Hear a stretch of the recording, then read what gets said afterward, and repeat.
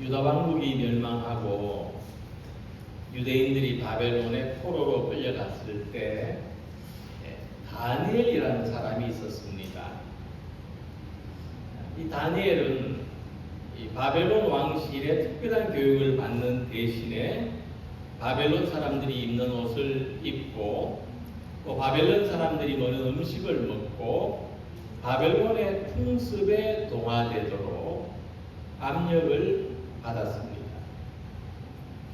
하지만 다니엘은 그럼에도 불구하고 포기할 수 없는 삶의 원칙, 자기의 어떤 신앙적인 정체성이 있었습니다. 다니엘은 그것을 지키기 위해서 애를 썼습니다. 다니엘서 1장 8절을 보면 다니엘은 뜻을 정하여 왕의 음식과 그가 마시는 포도주로 자기를 더럽히지 아니하리라 하고 그것을 환관장에게 음식을 담당하는 사람에게 요청했다 말씀하고 있습니다. 여기서 왕의 음식과 그가 마시는 포도주라고 했는데 얼마나 맛있고 고급스러운 음식이었겠습니까? 근데 다니엘은 신앙을 지키기 위해서 이 왕의 음식이 하나님의 계명을 어기고 우상에게 바쳐진 제물을 먹는 것이 아닐까 조심하며 자기를 살폈다 하는 것입니다. 다니엘은 바벨론에 포로로 끌려와서 살았기 때문에 그의 삶에는 통제가 많았고 제한이 많았습니다. 하지만 다니엘은 이런 어려운 환경 속에서도 신앙을 지키고자 했습니다. 다니엘은 이 신앙을 지키기 위해서 왕의 명령을 어기기까지 하면서 하루 3번 예루살렘을 향해서 기도합니다. 이런 이유로 다니엘은 사자굴에까지 던져졌지만 하나님께서 다니엘을 지켜주십니다. 우리는 다니엘이 가졌던 이런 삶의 태도를 결코 하찮게 여겨서는 안 될 것입니다. 이후에 다니엘은 바벨론에서 아주 중요한 역할을 하는 사람이 되었을 뿐만 아니라 유대인들에게도 선지자로 존경을 받는 인물로 살았습니다. 우리 사람이 지켜야 하는 것들이 있는데 사람이 자기 건강을 위해서 좋은 습관을 지키고 살아가면 나중에 이 좋은 습관이 그 사람을 지켜준다. 그 사람의 건강을 지켜준다고 합니다. 사람이 위험한 작업장에서도 안전수칙을 지키면 그가 지킨 안전수칙이 이 사람의 생명을 지켜줍니다. 이처럼 우리가 삶에서 내가 중요하게 여기는 것들을 지키고 살아간다면 그것이 우리의 삶을 지켜줄 줄로 믿습니다. 우리가 다니엘과 같이 신앙을 지키고 살아가면 하나님께서 그 믿음을 통해서 우리의 삶을 지켜주실 줄로 믿으시기 바랍니다. 사도 바울은 부활하신 주님을 만나고 변화를 경험합니다. 근데 그의 삶에 아주 중요한 지켜야 될 것들이 생겨납니다. 사도 바울은 이렇게 말했습니다. 내가 십자가만 알기로 했고 내가 십자가만을 자랑하기로 했으며 내가 십자가만을 전하기로 뜻을 정했다. 자, 바울은 우리가 주님에 대한 믿음을 지키고 살아가면 주님께서도 우리를 지켜주신다는 그런 분명한 삶의 확신을 가졌습니다. 함께 읽은 말씀을 보면은 내가 또 이는 고난을 받되 부끄러워하지 아니하면 내가 믿는 자를 내가 알고 또한 내가 의탁한 것을 그날까지 그가 능히 지키실 줄을 확신합니다. 자, 바울은 분명히 그가 지키며 살아가는 것이 그를 지켜줄 것을 확신한다고 했습니다. 자, 그러면 우리가 이 뜻을 생각하면서 우리가 세상을 살아갈 때 나는 무엇을 지키며 살아가야 할까?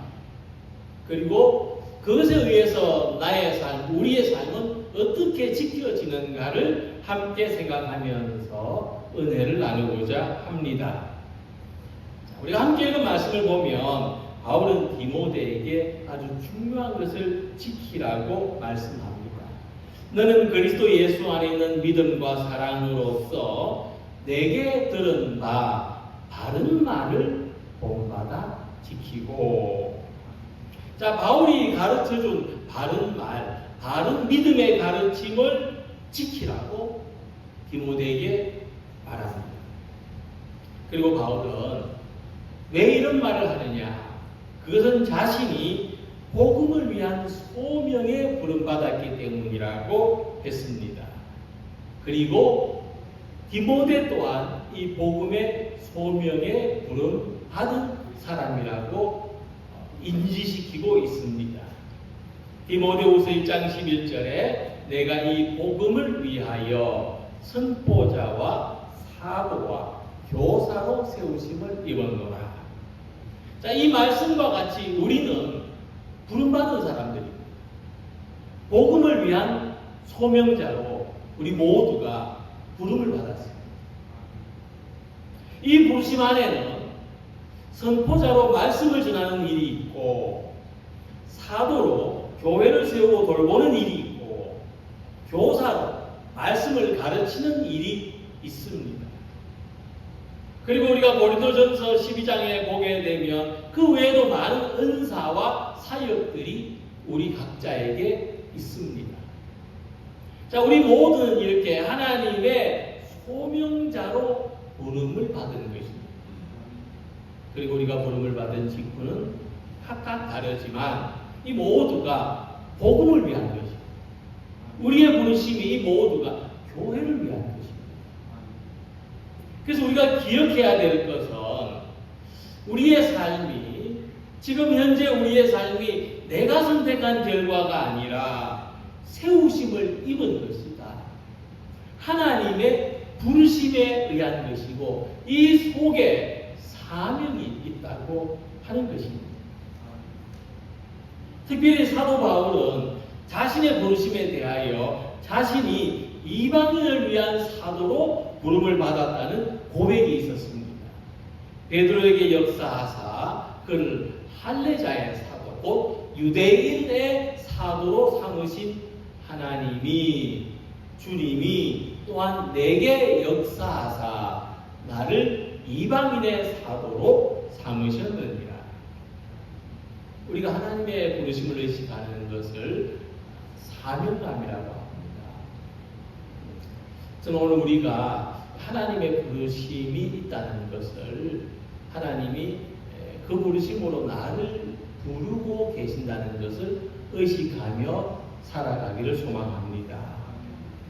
그래서 사도 바울은 이런 확신이 있었기 때문에 사도 바울은 자기 삶에서 일어나는 모든 일들을 하나님의 역사로, 하나님의 부르심과 관계 있는 것으로 봤습니다. 우리가 우리 삶에 대한 이해와 해석이 참 중요하지 않습니까? 우리가 다른 사람에게 자기 삶이 좀 이해받기를 바라지 않습니까? 그렇기 전에 먼저 우리는 우리 자신이 자기 삶에 대한 이해를 가져야 됩니다. 내가 나를 이해하지 못하는데 다른 사람이 어떻게 나를 이해할 수 있겠습니까? 사도 바울은 자기가 자기 삶에 대한 이해가 있었고 그것을 우리들에게 지금 말씀하고 있습니다. 자기 삶은 하나님이 부르신 역사라고 하는 것입니다. 그래서 사도 바울은 자기 삶에 일어나는 모든 과정을 어떻게 해석했느냐 하면 부르심의 과정으로 해석했습니다. 거기에 모든 것이 포함됩니다. 이전에 자기가 그리스도인들을 지나치게 박해한 것도 하나님이 자기를 부르신 과정입니다. 자기가 또 유대인들에게 지금 고난을 받고 있는 것도, 복음을 전하는 일로 박해를 받는 것도 하나님이 부르신 과정입니다. 받은 것입니다. 그래서 우리는 오늘도 우리 삶에 하나님의 역사가, 하나님의 부르시는 과정이 계속 이어지고 있다는 것을 발견하는 우리가 되기를 바랍니다. 자, 이런 바울은 고난에 대해서 어떤 마음이 생겼느냐 하면, 내가 복음을 위해서 감옥에 갇히고 매를 맞고 배척을 당했지만 부끄러워하지 않는다. 이로 말미암아 내가 이 고난을 받되 부끄러워하지 아니함은, 우리가 살면서 고난을, 자기 어려운 형편과 처지를 하나님의 저주로 여기고 그것을 부끄럽게 여기는 사람도 있습니다. 하지만 바울은 오히려 그 고난을 통해서 나의 삶은 하나님의 부르심이다 하는 것을 증명합니다. 그래서 바울은 고난 가운데서도 하나님에 대한 확신을 잃지 않았습니다. 내가 믿는 자를 내가 알고 내가 의탁한 것을 그가 능히 지키실 줄을 확신함이라. 바울은 하나님이 자기를 지켜주실 거라는 확신이 있었습니다. 왜냐하면 내 삶은 하나님의 부르심이기 때문에, 내 삶은 하나님의 선하신 뜻이 있는 삶이기 때문에, 이처럼 자기 삶을 사명으로 받아들이는 사람에게는 바울과 같은 확신이 생길 줄로 믿습니다. 그래서 우리가 무엇이든지 내가 살아가는 삶이 아니라 하나님께서 부르신 삶, 하나님께 맡겨진 삶, 이 삶은 하나님의 손에서 안전하다는 확신을 가지시기 바랍니다. 바울은 디모데에게 이 믿음을 가르쳐주고 있습니다. 하나님께서는 오늘도 하나님의 사명을 가진 사람, 하나님의 자기 삶을 하나님의 부르심으로 확신하는 사람과 함께 하십니다. 이 믿음 안에서 살아가는 우리 모두가 되시기를 소망합니다. 두 번째로 바울이 디모데에게 지켜야 할 것으로 말씀하는 것은 주님이 성령으로 부탁하신 것이다고 했습니다. 우리 안에 거하시는 성령으로 말미암아 내게 부탁한 아름다운 것을 지키라. 자, 그러면 이 말씀이 뭘까? 일반적으로 우리가 이 말씀을 복음으로 해석합니다. 바울은 하나님의 부르심을 받은 사람들에게는 복음을 맡기셨다. 복음을 전하는 것, 복음을 위하여 고난받는 것, 복음을 지키는 사명을 맡기셨다고 말씀합니다. 그래서 바울은 이 복음을 부탁한 것이다 이렇게 말씀했고, 또한 아름다운 것이다 말씀했습니다. 이것은 마치 부모의 유산과 같고 예수님께서 비유로 말씀하신 달란트와 같습니다. 그래서 복음이 아름답다고 표현됩니다. 복음은 사람들에게 참된 생명을 주고, 복음은 사람들을 변화시키고, 복음은 세상을 구원하는 하나님의 뜻을 품고 있기 때문입니다. 자, 그럼에도 불구하고 복음은 왜곡될 수 있고 공격받을 수 있고 잊어질 수도 있습니다. 그래서 바울은 복음을 잘 지키라, 이 아름다운 것을 지키라고 말씀합니다. 그래서 복음은 내가 잘 간직하고 있기만 하면 되는 것이 아닙니다. 그럼 내가 사라지면 복음도 사라질 것 아닙니까? 어느 날 내게서 믿음이 사라지면 복음에 대한 믿음도 사라질 거 아닙니까? 그래서 복음을 지키는 것은 다른 방식입니다. 다른 사람에게 사도 바울처럼 다른 사람에게 선포자와 또 교사로 가르치는 것입니다. 또 이 복음을 지키는 것은 교회를 통해서 복음을 선포하는 것입니다. 바울은 디모데후서 2장 2절에서 이렇게 말씀했습니다. 내게 들은 바를 복음을 충성된 사람들에게 부탁하라. 그들이 또 다른 사람들을 가르칠 수 있습니다. 바울은 복음이 어떻게 지켜지는지를, 어떻게 전수되는지를 디모데에게 말씀합니다. 바울에게 맡겨진 복음, 바울이 맡은 복음은 디모데에게 맡겨지고, 디모데가 맡은 복음은 또 충성된 사람들에게 맡겨지고, 충성된 사람들이 맡은 복음은 또 다른 사람들에게 맡겨지고, 이런 과정을 통해서 복음은 교회와 성도들을 통해서 다음 세대로 전달되는 것입니다. 우리가 믿는 이 복음이 이런 어떤 구체적인 어떤 모양으로 지켜지고 전해진다는 것을 생각하시면 좋겠습니다. 복음은 전해지는 것입니다. 그래서 지켜지는 것입니다. 성 프란시스가 설명이 필요 없는 기독교의 성자죠. 이 성 프란시스가 어느 날 제자 한 사람에게 이렇게 말했다고 합니다. 우리가 시내로 가서 복음을 전합시다. 그래서 프란시스의 제안을 받은 제자는 함께 거리로 나가서 시장에도 들어가고 함께 다니는 동안 하나님의 은혜를 이야기하고 예수님의 사랑을 이야기하고 또 공동체 생활의 기쁨을 즐겁게 이런저런 이야기를 하면서 다녔어요. 그리고 이제 집으로 돌아오는데 제자가 깜짝 놀라면서 말했습니다. 선생님 어찌면 좋지요? 우리가 복음을 전하러 왔는데 사람들에게 복음 전하는 걸 깜빡 잊어버렸네요. 그자 프란시스가 웃으면서 제자에게 이렇게 말했다고 합니다.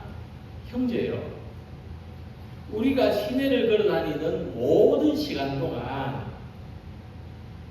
복음을 전한 겁니다. 예? 사람들은 우리 모습을 봤고 우리가 대화하는 이야기를 안 듣는 척하면서 들었을 겁니다. 그리고 그때 우리가 어떤 표정으로 대화하는지, 우리가 어떻게 행동하는지 유심히 안 보는 척하면서 다 봤을 거예요. 그것이 바로 복음을 전하는 일입니다. 그리고 프란시스가 이렇게 말했습니다. 형제여, 잘 기억해 두세요. 만일 우리가 시내를 걸어다니면서 사람들에게 아무것도 보여주지 않는다면 우리는 복음을 전하는 참 뜻을 잃어버린 것입니다. 성 프란시스코는 우리가 시장을 걸어다니는 모습도 우리가 서로 이야기하는 모습도 복음을 전하는 것이라고 했습니다. 저는 이 이야기를 읽으면서 뭐가 생각났느냐 하면은 우리 교회가 복음을 전하는 장소는 교회 마당이 될 수도 있겠다는 생각을 했습니다. 우리가 교회 마당에서 어떤 표정을 보여주고 있습니까? 우리가 교회 마당에서 어떻게 서로 이야기하고 있습니까? 교회 앞을 지나다니는 사람들은, 특히 매주일 우리 교회 앞을 지나다니는 사람들은 예수 믿는 사람들은 무슨 말을 하는가? 예수 믿는 사람들은 어떤 표정인가? 예수 믿는 사람들 교회에 와서 좋은가 안 좋은가? 안 보는 척 하면서 유심히 바라본다는 것을 기억하시기 바랍니다. 그래서 복음은 우리를 통해서 드러나게 되어 있고 우리가 복음입니다. 우리는 이 복음을 받은 사람들이기 때문이죠. 그래서 이 이야기처럼 내 삶이 복음이구나. 내가 세상에 이 복음과 같은 존재로 살아야 되겠구나. 그래서 우리의 삶이 더 아름다워지기를 소망합니다. 우리의 삶에 더 향기가 짙어지고 우리의 삶이 더 하나님 보시기에 복되기를 소망합니다. 우리 뒷모습까지 아름답기를 소망합니다. 우리가 남긴 흔적조차도 아름답기를 소망합니다. 그래서 바울은 이 복음을 맡은 사람으로서 책임을 다했습니다. 나는 선한 싸움을 싸우고 나의 달려갈 길을 마치고 믿음을 지켰으니 디모데후서 4장 7절에 말씀했습니다.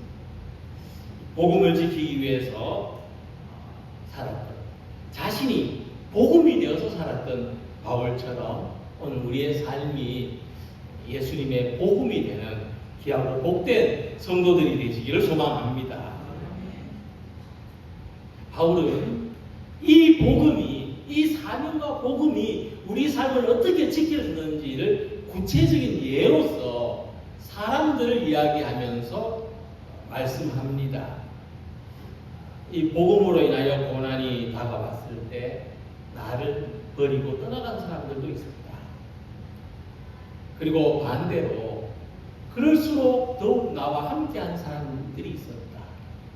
바울은 그 사람으로 오네시보로라는 사람을 소개하고 있습니다. 바울은 소개합니다. 그는 나를 환대했고 나를 격려했고 내가 섬기던 교회에서 많이 봉사했다.